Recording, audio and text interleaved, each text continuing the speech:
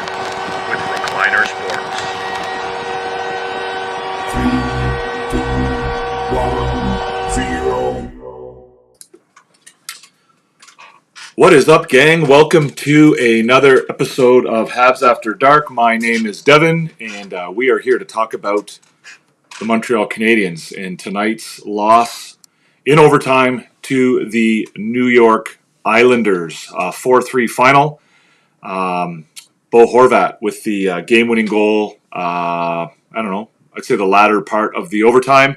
I will confess ahead of time that I did not actually see the game-winning goal live. I was actually over helping some friends babysitting their kids, and they came home with about 5 minutes left in the game. So I had to jump in the car and boogie home as fast as I could. And I ended up hearing the game-winning goal on the radio and coming here and getting home as quickly as I could so that I could join you guys and have a chat with you guys all about the game. So I'm interested to hear what you guys thought of the game. I might not have as much to say as I normally do, so I'm going to rely on you guys to give me your feedback a little bit. I'm just going to get rid of a clown off of TikTok here for a second, guys. If you're over on TikTok, guys, you can feel free to join us on YT, or you can stay over on TikTok and pose your questions over there. It's up to you. Better experience over here if you join us on YT. If you are here on YouTube, guys, feel free to hit the subscribe button down below. I see we've got 3 thumbs up already. Thank you very much. I appreciate all of those. Keep them coming. But again, help us grow our community by hitting the subscribe button and becoming a subscriber. So feel free, like I said, if you're over on TikTok, to come on over to YT. I see there's 8 of you in there, but if you don't want to come over to YT and you want to just hang out over there, you can do that too. Adrian is here. What's going on? This game wasn't that bad. At least we didn't lose the wild card spot. Yes. The Canadiens were the better team tonight. I think there were some issues tonight with the game. I don't think it was all positive. But again, they were the dominant team. They faced a goalie tonight that was hard to beat, and that was probably the biggest factor in whether they were able to win this game tonight. So that was the story of the game tonight was Igor Shesterkin. The Canadiens dominated in shots. They dominated in most categories tonight, but they just weren't able to get the win. Wasn't overly impressed with the performance in the overtime. I think they probably could have done better in the overtime. The goal from Brendan Gallagher to tie the game late in the third period was pretty clutch. Again, a sign of maturity and a sign of that they've grown up a little bit. But again, I think they probably could have done a little better in overtime. If we lost in regulation, then we would have lost it. But the 1 point helped. Absolutely, every point matters, right? These are meaningful games, and every point matters. So Hudson is young and will learn from his mistakes. Monty ain't. He needs to step up now. Yeah, again, I think you're being a little revisionist on Sam Montembeault. Again, I don't think it was his best game of all time tonight, but I don't think that you're going to be able to put this game at his feet tonight. I don't think is Hudson, again, got caught up a little bit in the overtime, taking a risk. Perhaps he thought the risk was worth taking. Maybe it was, maybe it wasn't. Again, I'll have to watch that overtime goal again just to see exactly what happened. But I don't know that. I'd have to see it before I offered an opinion on it. I think they should have played Dobesh tonight. Monty needs a break. He's been playing a lot. I don't agree with that, Happy. He hasn't played since. He played on Tuesday. He's their number 1 goalie. He's played really well lately. I think it's a little bit. Revisionist. It's a little bit 2020 hindsight to say that they should have started Dobesh. Again, Montembeault's the number 1 goalie. He's the hot hand. He's been the better goalie. He's been playing really well lately.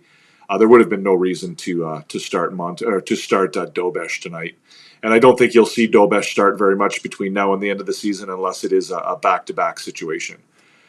I think Lane should have passed back in the overtime, but someone had to score eventually. I didn't. Again, I'd have to watch the play again, Adrian, to give a proper opinion on it. Just left coach's room. Nice to see you here, Billy D. Okay, what's up, Entertap?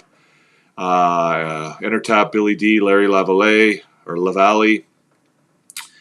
You guys are all just saying hello to each other. That's nice. I said in coach's stream, and I'll say it again. If we want to make it to the playoffs, Monty needs to get hit. Okay, I don't know what that means. Again, it doesn't matter how many streams you say it in. It doesn't make it any more. It doesn't make it any more intelligent, I guess. Salut, Claude. Yes, go Habs, go. I think Reinbacher will add to the D and goaltending better next year. What do I think? I mean, it remains to be seen. I mean, Reinbacher certainly looks like he can contribute. He's performed at every level so far in his rise to the NHL. But you can't pencil him in the lineup yet. I mean, we hope that he can do that. We hope that he can be everything that he projects to be, and that is a solid defensive defenseman with good skating and good a decent offensive upside.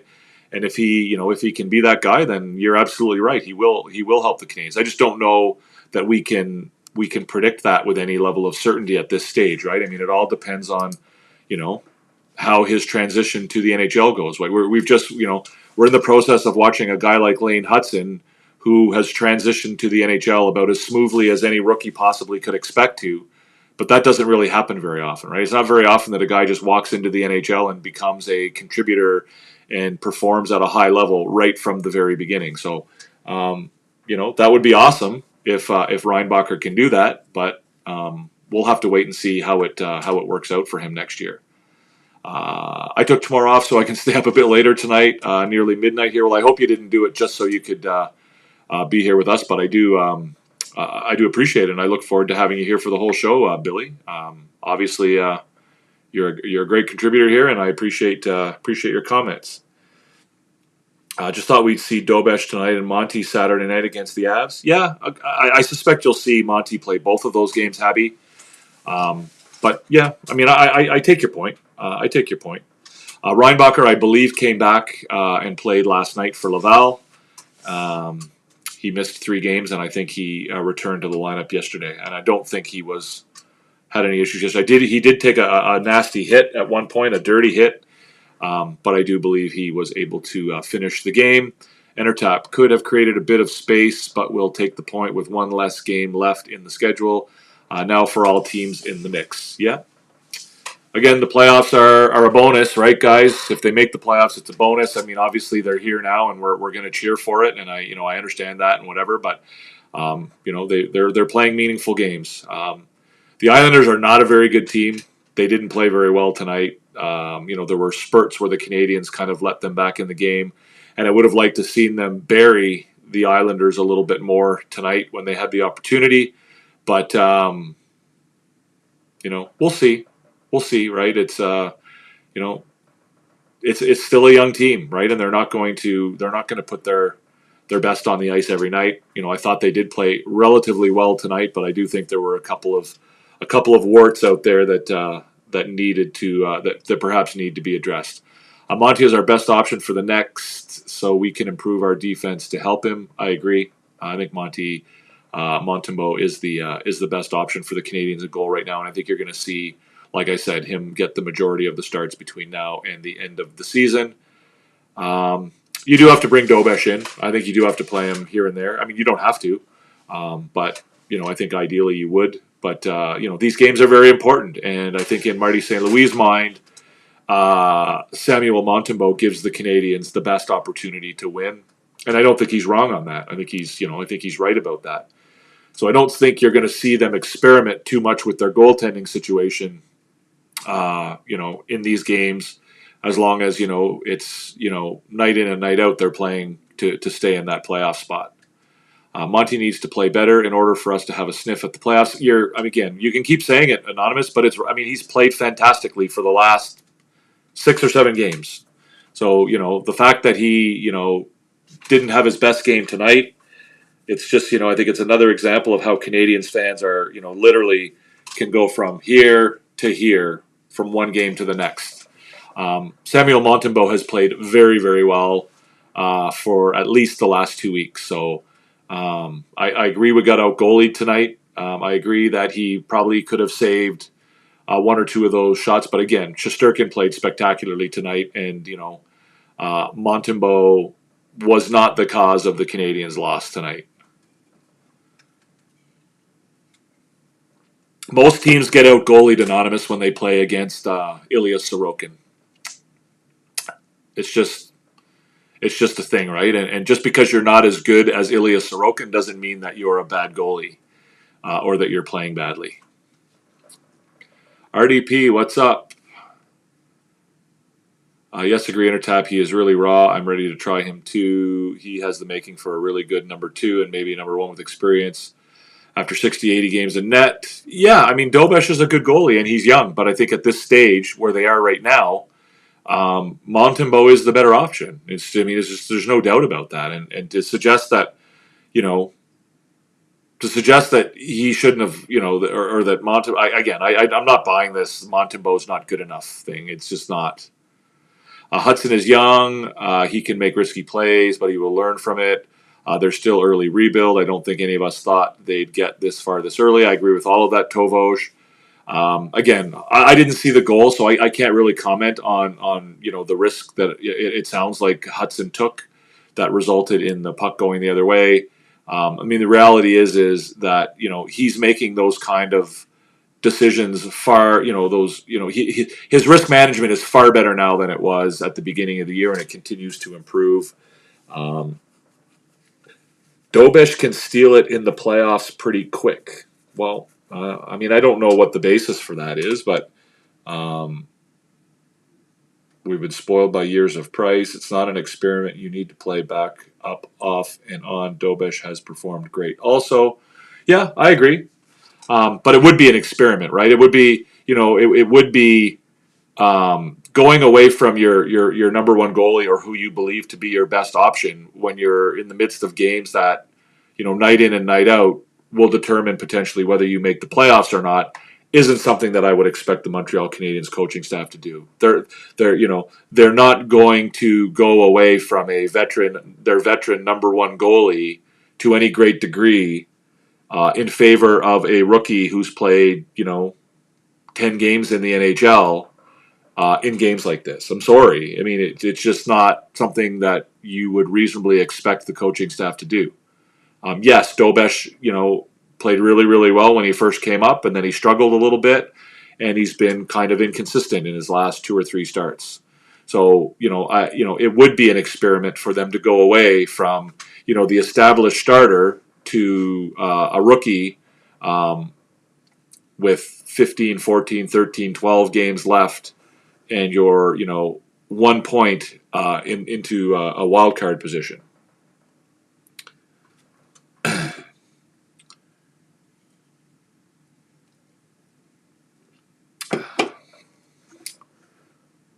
Someone said Armia's hurt, but I don't know. I didn't see that either. A-team, Struble, Line, Hudson, and Suzuki. You are 3 for 4, Intertap. As usual, you're always 3 for 4. Wasn't a great choice by Hudson in OT, but I can't really be hard on him. We wouldn't be in this position without him. Yeah, again, I haven't seen it, so happy for Gallagher. Great goal. Absolutely, Suzuki. And welcome, by the way. It's great to see you. Thank you for coming by. It's a great story, what's going on with Gallagher. I don't know if you had the opportunity to see the interview that he gave in the dressing room today, where he spoke to the media about his mother and what she meant to him and all that. It was he's a pretty emotional guy, and it was kind of nice to see him be able to speak about it like that. And it was also nice to hear about the support that he got from his teammates about it as well. Apparently when they were in Vancouver on the last road trip, he was spending some time with his family because it was apparent that his mother wasn't doing very well, and apparently the entire team rented a bus and went out to the house to see him. And the family. So I didn't say he was playing bad or a bad goalie at all. I said he needs to be consistent and better than tonight. You don't agree, or what? Well, you said something about he needs to be hit. You said something about he needs to be hit if they're going to make the playoffs. I didn't really catch what you meant by that. I thought it meant that you were suggesting that he somehow needed to be replaced. So, enter tap. After we got burnt on that OT set play in Seattle, why did Hudson set up line up in exactly the same fashion? I have no idea, enter tap. I didn't see the overtime. As I explained earlier, I was out and I was rushing to get home in time, and I missed the overtime, so I didn't get to see it. Monty is going to be playing in the net mostly if they make the playoffs. The starting goalie is the one that has to play the most, and they have to. Yeah, again, he's the starter, right? And they're not going to abandon their starter in favor of a rookie who's got limited experience. They're not going to, they're just not going to do that. And I wouldn't expect them to. I mean, unless they absolutely have to. Yeah, I blocked him. Axel was the same guy who was over on TikTok. Axel's a big Detroit Red Wings fan, and he thinks that the Detroit Red Wings have a fantastic future and that the Canadiens stink. And he has been badgering me for over 2 weeks now, sending comments to my various social media accounts about how awesome the Red Wings are and how much the Canadiens stink. So I blocked him over on TikTok, and he decided that meant he should come over here to YouTube, and that he could come over here and do the same things over here. But that's kind of the way TikTok works, and it's why I don't really spend too much time over there anymore. Montembeault has a weak high glove. Dobesh can steal the net in the playoffs if they get in. Okay, well, again, I don't think you're right. I don't agree with any of that, Nubjub. I think that's gibberish. So, in any event, whatever. Montembeault. I mean, give me the evidence of Montembeault having a weak high glove, whatever even that means. I mean, could Dobesh steal the net? Well, yeah, he could, I guess, if he got in the net. The Canadiens would have to make the playoffs first. He would have to get a start first, which wouldn't be very likely, I wouldn't imagine. If the Canadiens made the playoffs, I wouldn't imagine that he would get a start unless something went really, really badly. But, it is what it is. Yeah, I don't quite understand it either. I mean, again, Nick, for me, so Nick asks, why is everyone so obsessed with throwing our young, promising goalie into the flames for no reason? I agree with that. I don't think, obviously, I think it would be nice for him to play, and I think it's probably not helping his development that he, isn't playing more often. And if he were down in Laval, he would be playing more often. But unfortunately, Caden Primo didn't, hold up his end of the bargain this year, and so Dobesh had to come up, and, but they're not going to, like I said, they're not going to put Dobesh in the net just to get him ice time at a time like this where they're, battling for a playoff spot. If they were, 10 points up and, had a little bit of cushion into the wild card spot, yeah, you might, see them be a little bit more adventurous as far as who they put in goal. But right now, I think you're going to see them be pretty conservative in every aspect of the game, right? They're not going to be doing a whole lot outside of what they truly believe is gives them the best opportunity to win. Totally different situation, Nubjub. Again, you're comparing apples to oranges. Jakub Dobesh is not Patrick Roy, and Patrick Roy did not. The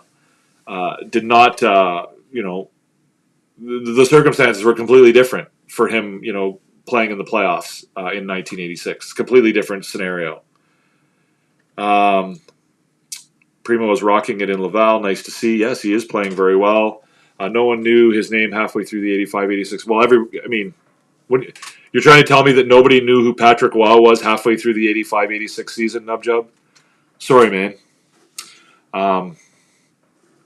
So let's get to the scoreboard, boys and girls. The scoreboard today is a bit of an interesting one. As I said, the 4-3 final in overtime for the Islanders.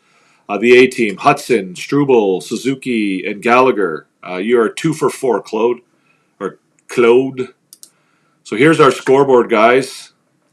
He's still practicing with everyday NHLers and being in that atmosphere, but I agree. I think it's a tough situation. Yeah, I think there's a huge difference between practicing, even if it is in the NHL, versus getting a real time playing or real time ice time or game time.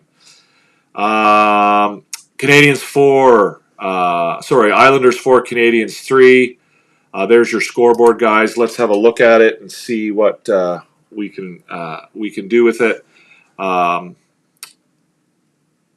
of the things that I thought was disappointing about the Canadiens tonight was their special teams. Right, the Islanders have an 11% power play. Like that is beyond the worst in the NHL. Like that is dismal. That is terrible. It's not any good, and there's no way in the world that the Montreal Canadiens should be giving up any power play goals to that team, let alone 2. And, the first goal from Anthony Duclair, a power play goal, even though it doesn't say that on the board, it was a power play goal. Again, it's inexcusable for them to be allowing the New York Islanders to score power play goals. So that first goal put the Canadiens behind the 8 ball, even though they were playing very well. Say what you want about the penalty call. I don't know, whatever. They do come back right away. Joshua Roy scores his first of the year at 11:58 from Struble and Laine. Johnny on the spot, sort of standing at the top of the blue paint. The puck drops and Roy puts it in the net. The Canadiens, at this point, they're playing better than the Islanders. They're putting a lot of pressure on the Islanders, but they can't beat Sorokin. Late in the second period, Simon Holmstrom scores his 17th of the year from Dobson and D'Angelo. Again, another power play goal. Inexcusable. Like the Canadiens have a top 10 penalty kill in the NHL, and they're allowing power play goals to a dismal power play that the New York Islanders have. And again, it's just if there's one thing that I really want to that they really probably could work on out of this game, that would probably be it. Again, it's kind of, it's difficult to get too upset about it because their penalty kill has been so good overall this year. And, perhaps tonight was just a bad night. But that was probably if you want to point to something that, as the reason why they didn't win tonight, it's probably their performances on the penalty kill and on the power play. Third period, the Islanders go ahead 3-1 on Bo Horvat's goal, his 22nd of the year from Dobson and Sorokin. That gives them a 3-1 lead early in the third period. Again, it looked like the Canadiens might be done at that point, despite the fact that they were playing better hockey. It didn't look like they were going to have much luck beating Ilya Sorokin, and so that was kind of, it looked kind of dismal at that point as far as their chances to win were concerned.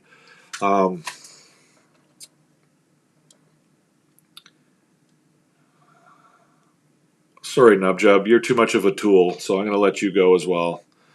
Yes, I didn't watch the game, Nubjub. The Canadiens did come back. They scored about 2 minutes later on a power play, a goal by Patrick Laine from Suzuki.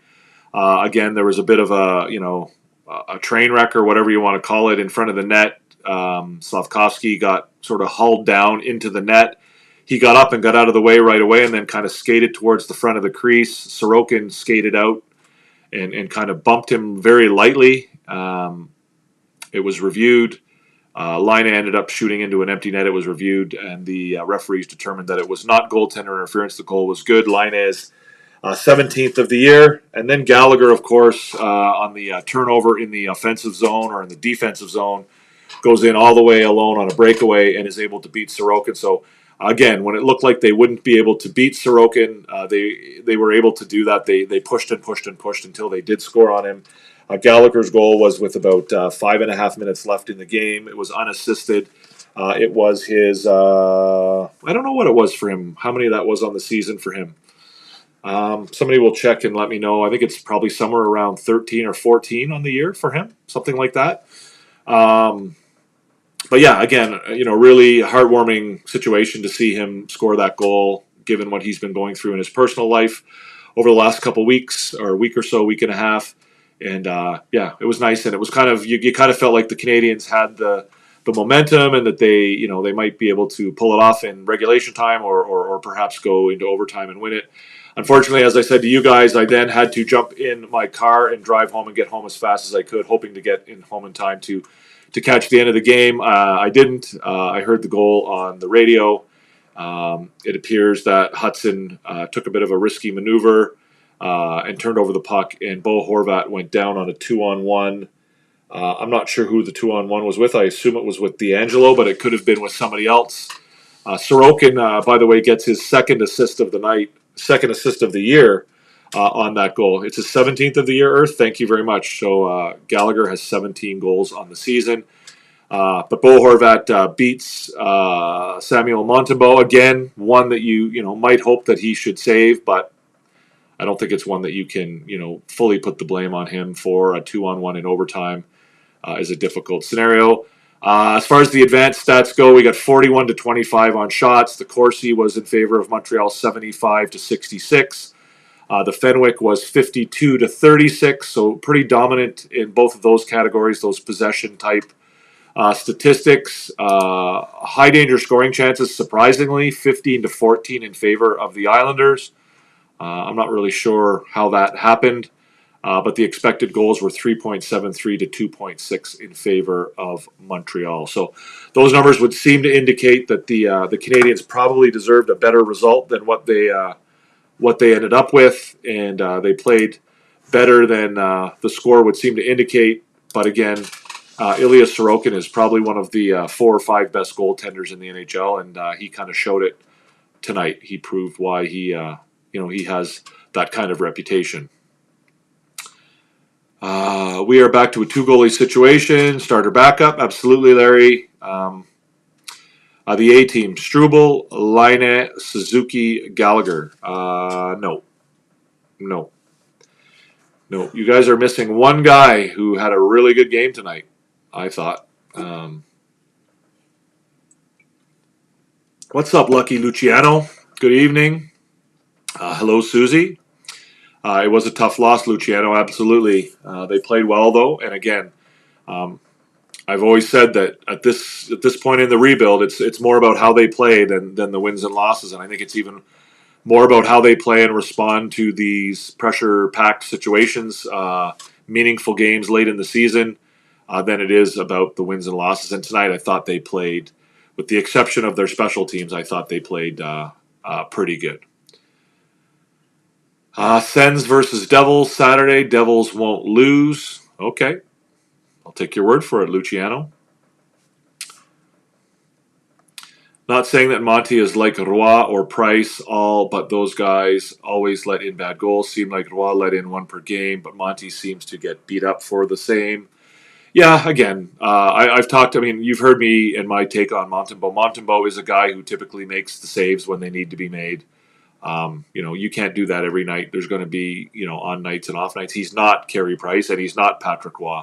He's not going to have his number up in the the rafters at the Bell Center, and he's a very serviceable number 1 goalie, and he's fine, but he's not an elite goalie, and he's not going to be in the same category with guys like Ilya Sorokin or Igor Shesterkin or Hellebuck or Ottinger or any of those names. So he is what he is, and tonight I think he certainly gave the Canadiens a chance to win. And if just about any other goalie was down at the other end, I think they probably would have pulled this one out. Somebody asked me over on TikTok earlier about the offside call. I don't know what type of replay the referees had to look at, but certainly the replays that I had to look at were not conclusive. But bigger than that, I would say, why are we even reviewing offsides? Did Nick Suzuki get an advantage that helped him score that goal? If he had stayed onside, would he have probably not scored that goal? Would it have made any difference whatsoever that he was a quarter of a millimeter offside?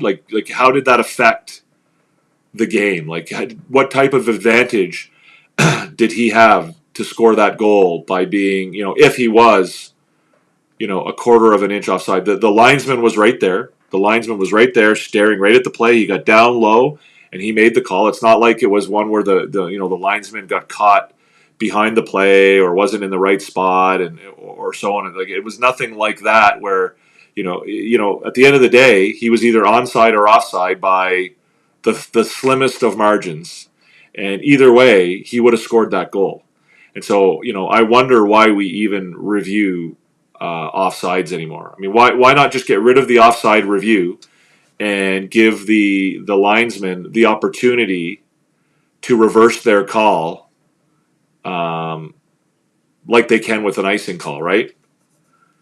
Like, so if the linesman realizes that they missed the call, then they can just, they can sort of say, okay, well, I missed the call and what have you, similar to the icing calls. But, that would take away the situations where the players are offside by, more than a foot, let's say. Right. But realistically, if you're onside by, if you're onside or offside by less than a foot, then it's not making any impact on the play. It doesn't change. It doesn't provide the player with any type of advantage that, you know what I mean? They would have scored anyway, right? And I get that the rule exists for a reason, but it is what it is, right? It's like not it. The rule exists because it's supposed to stop players from gaining an advantage, and cherry picking and stuff like that. That's not what this is doing when we're nitpicking down to, the half a millimeter to figure out if a guy's skate blade edge is, on the blue paint or like it makes no difference. So I think we should just stop it. The fans want the big stops at the important times, and that only happens with a very good goalie and lucky goalies. But I mean, again, I think that is Montembeault's strength, is that he does make the big stops at the important times most of the time, right? The great goalies are the ones who make the great stops all the time. Right, the guys who have, 930 save percentages and things like that. I started late because of the Canucks game. Who do the Habs play on Saturday? The Habs play, I know this, Colorado on Saturday. That is correct. Yes, Susie Q. Thank you. Is the game in Montreal? It is in Montreal. Habs 6-4-0 last 10 games versus Colorado. As a Habs fan, I disagree. If guy's offside, you got to call it. Well, again, but I think you're wrong, Anonymous. I mean, well, why? What impact does it have on the game? And again, how do we know? Like, if it takes 5 minutes for the referees to watch 25 replays to determine whether the guy is offside or onside, what benefit does that have to the game? I don't get it. Right, and like I said, if he's clearly and obviously offside, then you provide the officials the opportunity to overturn their call. But again, it makes no difference to the play if a guy is, a millimeter or two or even 6 inches offside. It doesn't like Nick Suzuki would have scored that goal whether he was onside or offside. It made absolutely no difference to the play. A half-hearted game, 40 minutes play time with Hart. The other 20 minutes, forget it, like usual, and defense did not play tonight. Yeah, I don't know if I agree fully with that assessment, Larry. I wouldn't say they had a half-hearted game. I think there were points in the game where they allowed the Islanders back into it, and I think it would have been a different story if they'd gone out and gotten a few goals right away and got ahead. I think that the Islanders were kind of encouraged and emboldened a little bit by the fact that their goaltender was keeping them in the game. I would say, what's up, Drop the Mitts?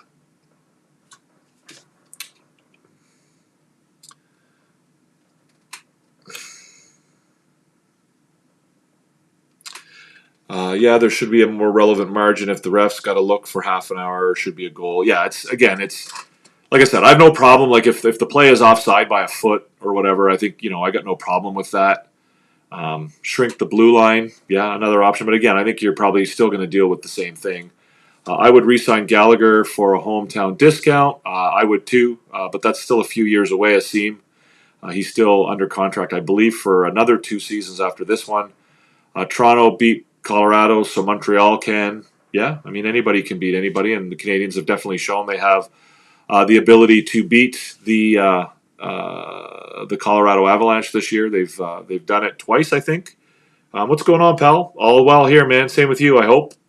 Pro Sports Productions, welcome to the show. I don't think I've seen you here before, so welcome. It's good to have you. If you're not subscribed yet, you can do so by hitting the subscribe button down below. If you want to hit the thumbs up button, guys, if you're enjoying the content, please do so as well. Because it's a rule, if the goal isn't in by a foot, is it still a goal? No, doesn't matter how close you break the rule. Well, again, I think that a goal not being all the way in is far more impactful on the game than an offside is.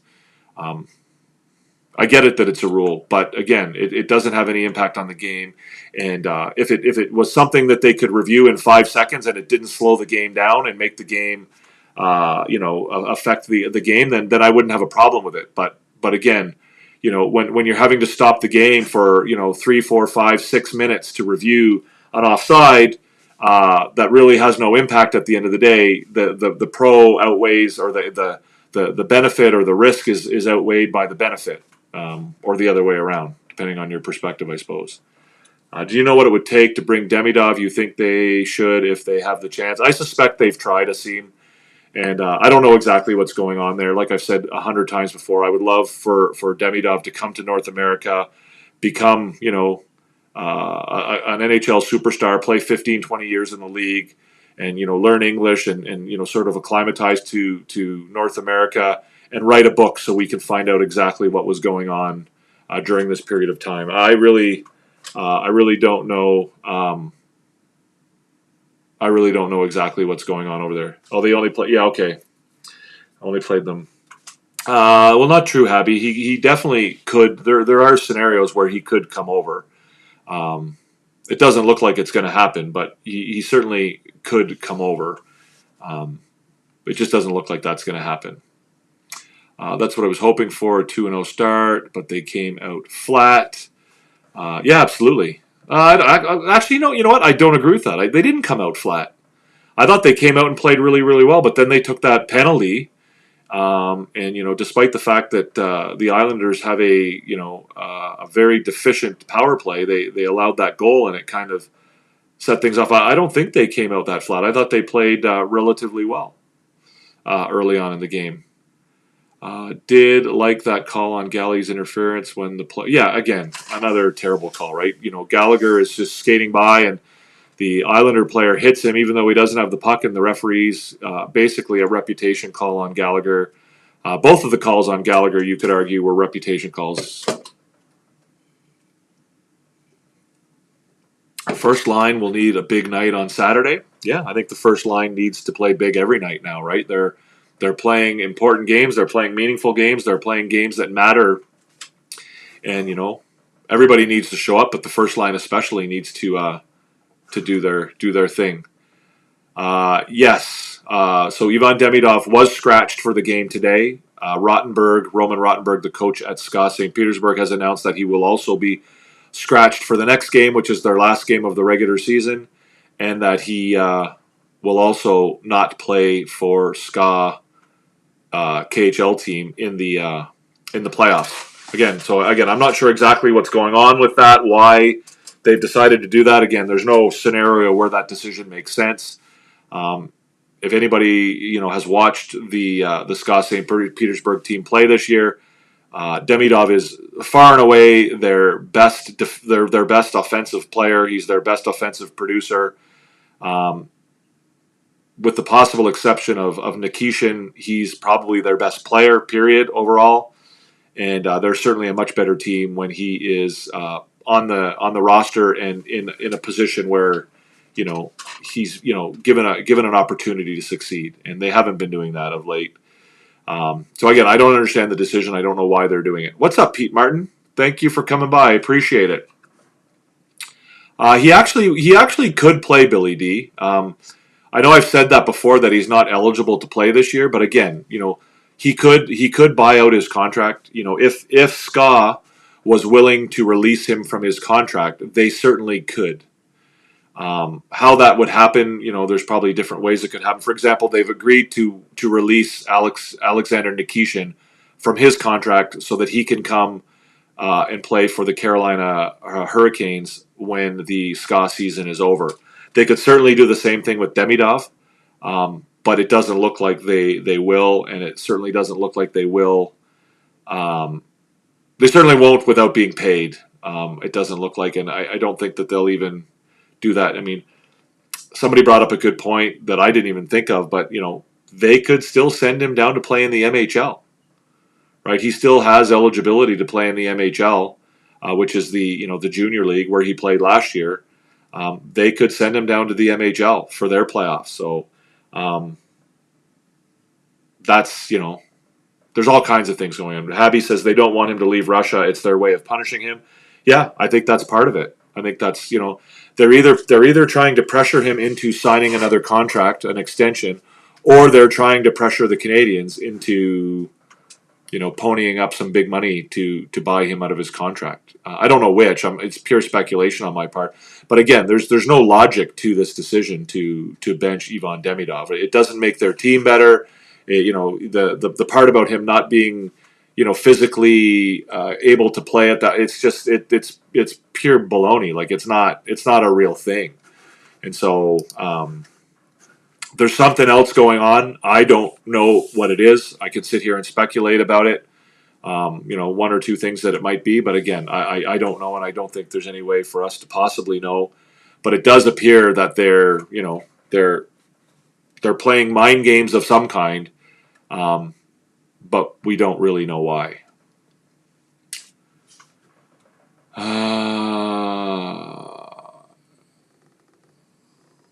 McDavid, Draisaitl, and Skinner all out tonight with injuries. Okay, I wasn't aware of that. That's not good. In my opinion, it's politics and money why Demidov is not coming here sooner.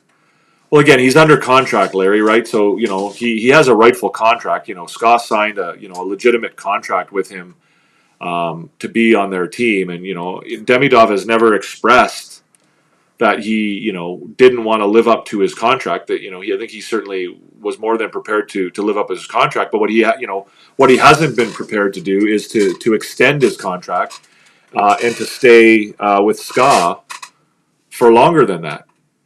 Right? And that is kind of what I think has them upset. I don't even know if it's so much that they're upset as it is that they're, this is a pressure tactic, right? This is them trying to exert leverage on him, and I don't know if they think that this will make him decide that he'll stay there. I have no idea, right? Like, so, for me, my one of the issues that I had with it was, this talk that, there's been talk essentially of him perhaps leaving Russia and coming over early. That's been going on for the better part of the year. And for me, the biggest concern there was like, I'm not that keen on the idea of having a guy who would willingly leave his teammates behind, in the midst or midst of a season or whatever. But again, now that they've announced that he's not even going to play for the team anymore, then that concern has kind of gone by the wayside. So. I don't know. There's all kinds of things going on over there. Most of it we probably have no idea about, and maybe we never will. But again, it'll just be interesting to see how the next few weeks play out. Whether he, ends up just sitting in the stands and watching SCA St. Petersburg play, or whether he, ends up going back to SCA 1946 and playing in the MHL for their playoffs, which whatever. Or if somehow he ends up, getting out of his contract and coming over here sooner. Now, again, I'm not sure what his status would be if he did come over early. I'd have to do more research. My sense is that he probably wouldn't be able to play in the playoffs because he wasn't signed to a contract at the trade deadline. But I don't know if that applies to the American Hockey League or not. And I think he certainly would be allowed to play in the regular season if there were any games left and he came over. So again, I don't really know the situation. It's all speculation at this point, but we'll see. It should be interesting to watch. I would buy him out. I don't know how much. Again, I don't know either. And again, I think there's kind of some murky rules there about whether or not an NHL team can buy him out and how that works, and could the Canadiens give his agent money and his agent would buy them out. Like I don't know that formally or officially the Canadiens could say we're buying out the contract and send them, $500,000 or whatever it would be. I don't think they're allowed to do that. But again, SCA has every right to terminate that contract early or otherwise. And, what leads them to that decision, I don't believe can be controlled by a rule, right? It's a contract. And if SCA wants to terminate it, then they can terminate it. Like I don't think that you could invoke a rule that would preclude them from doing that. Now, you could probably invoke a rule that would stop NHL teams from buying out a contract, perhaps. But again, I don't even know how you would really do that legally. Right? Like how would you know? Again, like how would you know like where the money came from? Like if SCA announced tomorrow we're terminating the contract of Ivan Demidov and he is now a free agent and can go wherever he wants and the Canadiens are free to sign him to a contract, like how would they determine what it was that, that led SCA St. Petersburg to do that? Again, it's all up in the air. Yeah, I think it would be great if he came over and played a few games in Laval, and yeah, I think it would be fun to watch. I don't think he could play in the playoffs. I think that's probably right, Billy D. I'm not 100% sure of that.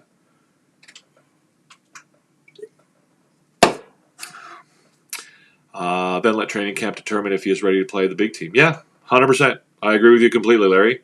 A team, Andy, Galley, Suzuki, Struble, 2 for 4, Adrian. I hope Demidov's conditioning once he is here is top shape. Well, again, I don't think it'll really matter so much if he doesn't come over and play. If he comes over when the season's over, he'll have the whole summer to work out and do what have you. I would expect he's in pretty good shape right now, given that he's been playing and training and whatever. He doesn't seem like a kid who's going to lay around if he's not playing. He'll probably be in the gym and working out. I guess it's not ideal that he's not, playing good hockey. I mean, the experience of playing playoff hockey at the professional level would have been a great experience for him to have, right? Even if it's at the KHL level or if it's at the American Hockey League level or whatever, you're playing playoff hockey as a professional. That's an experience, right? Where you're playing every second night and you're in the grind and you're playing against the same guy. Like that's an experience that you want him to have. So what are we going to do here, guys? Think we should do the A team? Are you guys ready for the A team? Let's do the A team here, guys.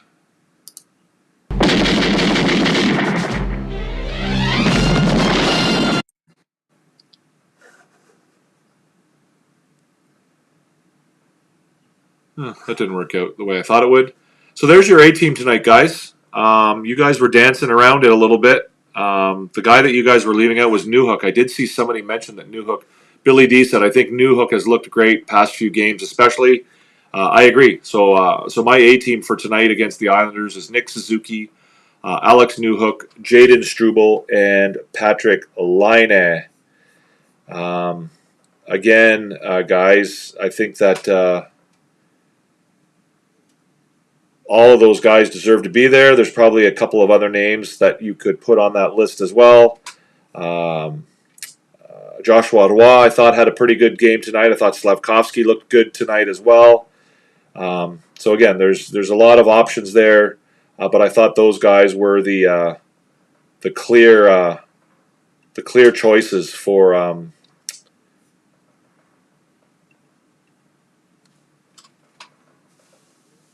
the A team tonight. Sorry, guys. So again, Nick Suzuki tonight. He was on the ice for 21 shots. So the Canadiens had 21 shots on net while he was on the ice, and only 6 against. Again, that's a pretty impressive number. Cole Caulfield could have been on the list too. He was on the ice for 18 shots, 4 and only 4 against.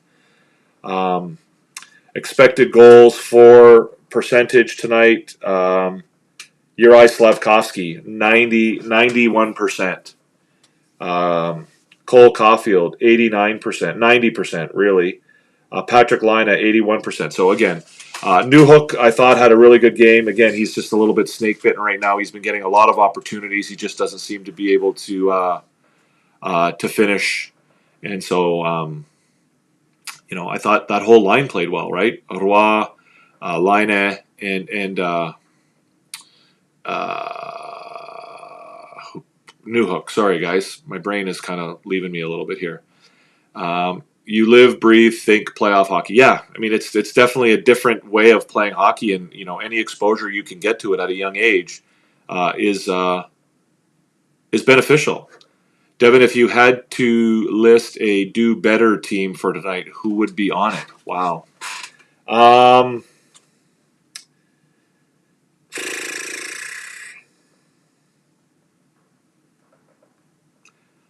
don't want to do a do better team tonight.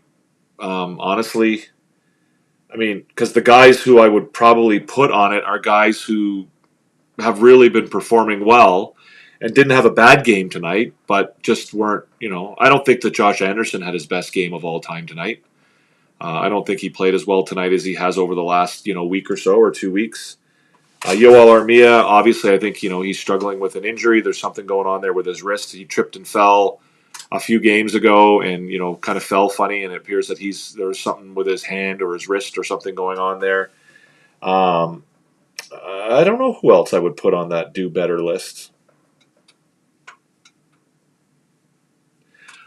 I think Heineman has kind of struggled a tiny little bit lately. Again, I think he's still playing quite well. But I think he's, I don't know. There's not really anybody I feel on the team that has been struggling of late, if I'm being honest. Thank you, Larry. Thank you very much. If the playoffs started today, the Habs would be against the Capitals. I believe that is correct, Adrian. I think you're right. I like Laine's game tonight. Good puck battles. I think he's been playing good hockey since the return from the Six Nations, the Four Nations face-off. Yeah, I've had no problem with Patrick Laine's game. Jaden Struble, again, continues to just be, a bit of a revelation. Tonight he played 15 and a half minutes. His expected goals for was only at 58%. But, scoring chances while he's on the ice, 13-4 and only 6 against. I thought he had a really nice game. And that partnership between him and Lane Hudson has looked really, really good. And again, I think the Canadiens are going to have to make a really, really hard decision when it comes time to bring Caden Gooley back. Beck or Roy? I don't know. Why do I have to pick? We have both of them. The Canadiens have both of them, G Maestro. So why do I have to pick between Owen Beck and Joshua Roy? The Canadiens will have the opportunity to have both of those guys when the time comes. Anderson has been impressive. He has been happy. Anderson, Gallagher, Armia, Dvorak, they've all been good of late.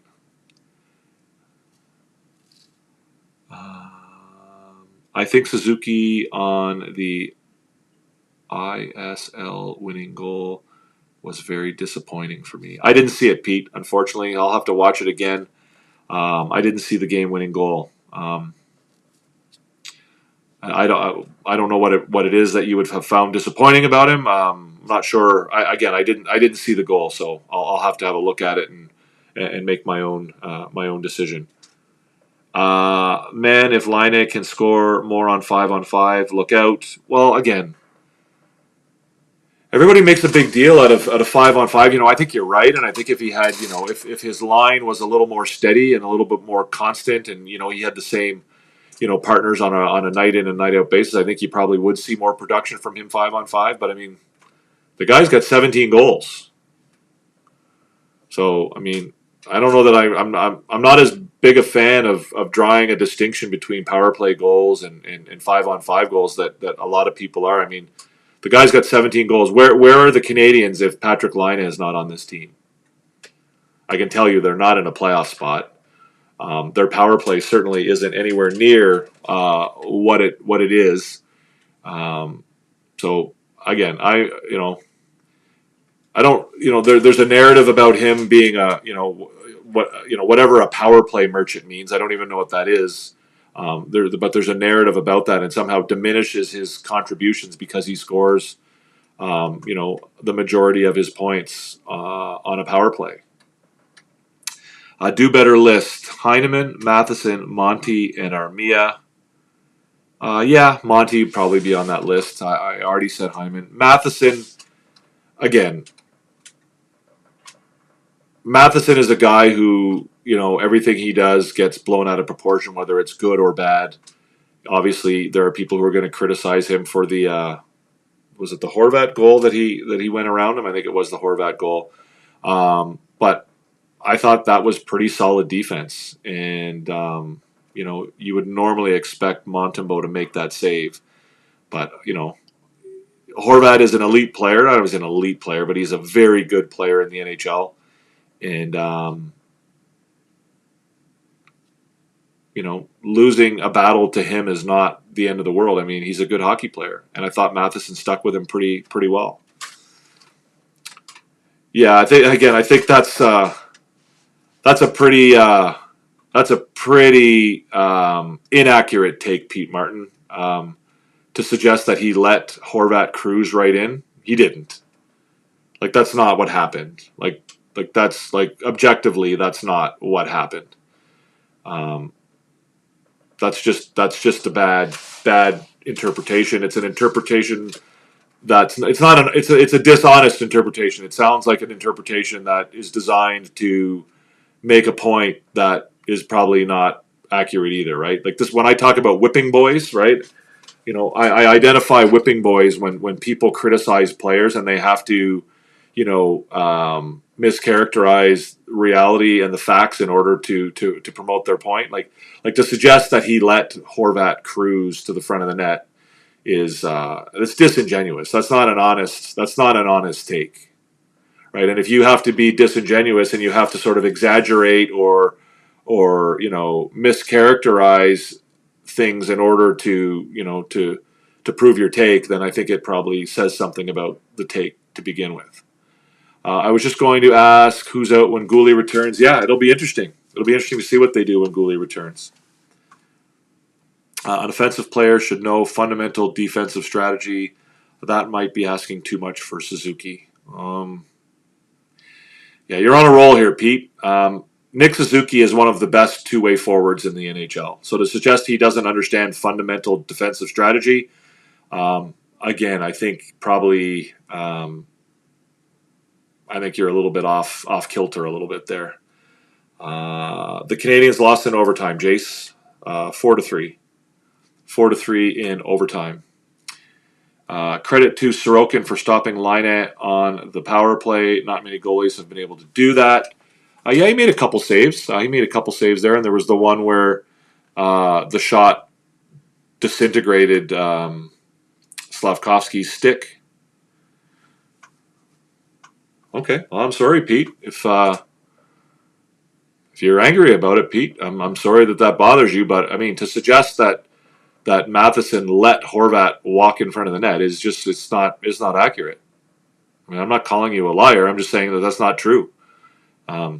If that's how you interpret it, then I'm sorry that makes you so angry, man.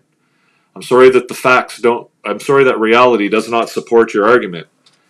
All right, Adrian, it was great to see you, man. Thanks again. I appreciate you for coming by.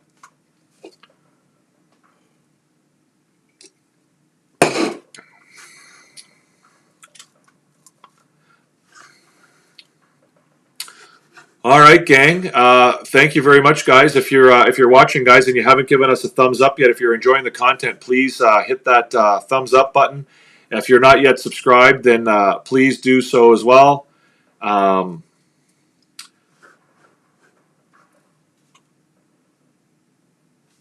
That would be awesome. If you're interested in subscribing, if you enjoy the content, then please do so. I said Suzuki. Okay, I'm not sure what you're talking about, Pete. You seem to be very angry about it, though. So why don't you just drop it? Why don't you just drop it and move on? How about that? I thought you were talking about the Matheson because somebody else mentioned Matheson and you followed up with that. Listen, Pete, man, I'm not interested in this. If you're going to be angry and you're going to act like a tool, then why don't you just take the rest of the night off? And if you want to come back another time, you can. But listen, man, I'm not going to sit here and have this back and forth with you, man. I'm just not interested in it. I've left other social media platforms to come here to YouTube to avoid that kind of stuff. And so if you're going to be angry and be an angry little elf and scream and yell and whatever, then maybe it's time for you to take a break. And like I said, you're always welcome to come back. But I'm not going to continue the back and forth. It's just not interested in it. So Patrick Laine, guys, is my third member or fourth member of the A team. I thought he had a good game tonight again. Like we've already talked about that he's played well of late. All right, Pete. Well, why don't you? I'll give you a break then instead. How about that? Sorry, Pete. Sorry about that, guys. Pete seems like he's angry. I'm not sure why, but yeah, Patrick Laine. Again, it's not just about the production either. Like I thought he was winning board battles. I think somebody pointed that out. He was getting back defensively, and I think he's done that for a few games in a row now. He certainly has stepped up his game, and he's improved. He's never going to be a defensive juggernaut. He's never going to be a shutdown type defender. But he is what he is, right? And so I think that he's definitely giving the production that you would expect from him, and I think that certainly in the last few games he's stepped up his all around game quite a bit, and I'm. As you guys probably know by now, I'm generally a fan of Laine. I'm on the side of the fence of the people who generally support him.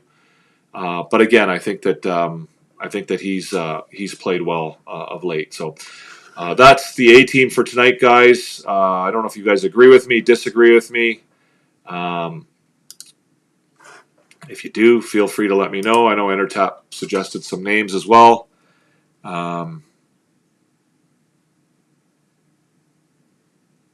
But that's it. Sorry, guys. I'm a little flustered there by Pete Martin kind of losing his mind. Maybe I was confused as what he was talking about, but he seems to be very angry with me. So I'm not sure why. So anyways, guys, it looks like the comments are kind of drying up here a little bit. Maybe he's flustered you guys as well. I don't know. But maybe it's time to shut things down here. Again, I just don't appreciate being called names like that when I rush home. And, to get here so that I can get on the air and talk to you guys, and then stuff like this happens. It's not ideal. I don't enjoy it. But it is what it is, guys. Do we have anything more to talk about, guys, or is that it for tonight? What do we think? Anybody else got anything to say? Billy D, Adrian, Entertap, Lucky, Adrian again, Billy D. Who else is in here? So Larry might be gone by now. Asim, what's up?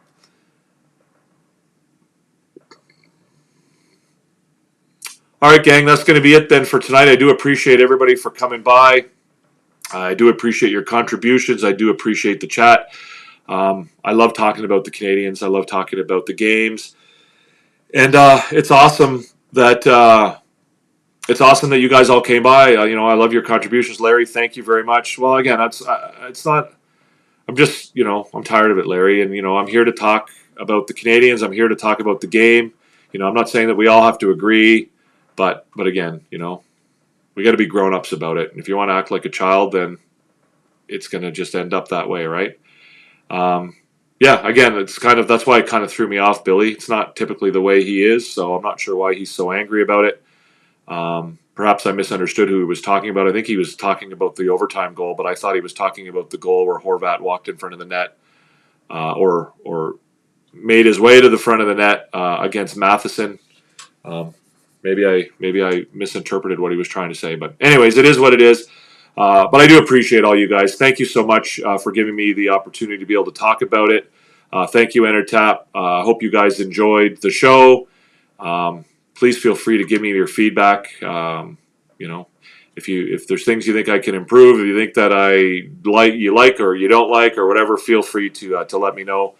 And I do enjoy being here. If you're not subscribed, please do so. If you're watching in a replay, again, YouTube tells me that only about 35% of the people who are watching the show are actually subscribed. So if you are watching after the fact on a replay, then feel free to subscribe, to join the family, to join the group.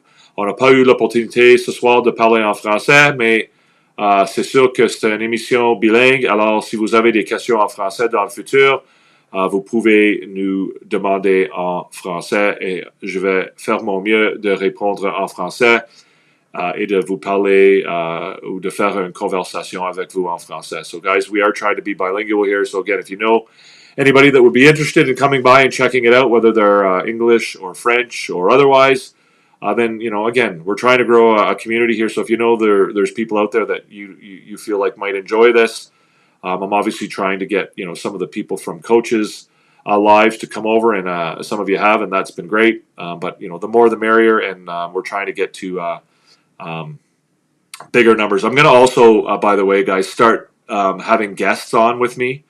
Maybe EnterTap, we can do something together one night. I'm going to upgrade my eCam software to the premium so that I can have people in. And I'm also trying to work on perhaps getting John Sedgwick on the show. I don't know if I'm going to be able to or not. John Sedgwick and I went to law school together, and he is the assistant GM of the Montreal Canadiens. And so I haven't asked him yet, but I'm going to, and perhaps one day I'll be able to get him either on the show or record an interview with him and post it for you guys to give you guys some of that type of content. So if you have any ideas, guys, feel free to fire away. Again, I'm working at this. I'm trying to get better, and I hope you're enjoying it. And I certainly look forward to your feedback.